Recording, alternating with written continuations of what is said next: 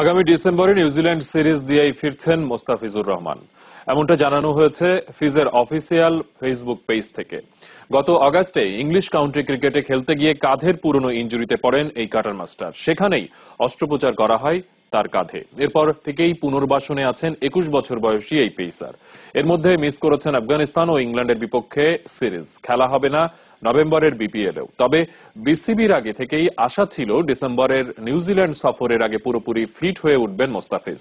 3 one day, 3 টি-20 ও 2 test খেলতে প্রায় 2 মাসের সফরে নিউজিল্যান্ড যাবে টাইগাররা।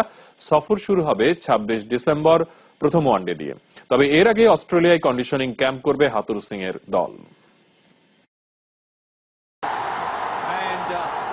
Rahane goes, trying to play the flick shot, just held its line, and again.